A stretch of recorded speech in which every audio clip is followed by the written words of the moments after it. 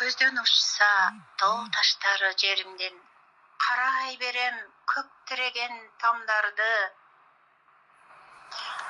Ата-енесін, елін жерін сағынған, түшінемін мен де иммигрант жандарды. Тоолорум мени күтүп ал. Автору Назгүл Кантороева. Көк тереген көп кабаттуу орустун үйлөрүнүн төбөсүнө көз жетпес. Сагынганда тоолорума окшотуп тиктей берем. Айтканда не сөз жетпес. Катмар катмар кара зоолу тоолорум кубалашып кол булгаччу тушумдан калпагына окшош турчум атамдын чокуларын алмаздан кар учурган. Күйпөлөктөп коломтого от жагып, куймак куюп апам күтүп калгансып, колун чакты ошол белде калыптыр апам менен балалыгым армансыз. Бийик ишенеп, кулун жатат желеде, кымыран сүт даамы ооздон кете элек, түн киргенде күңгүрөнчү тоолорум жомокторго коркунучтуу жетелеп.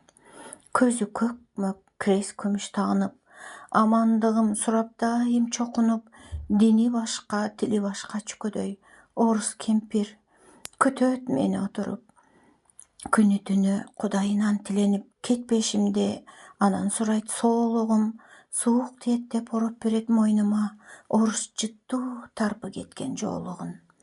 Сагынганда о калдайган тоолорум көөдөн ийип көз жашымды төгөмүн, башым жөлөп энесине бирөөнүн арык бырыш колдорунан өбөмүн.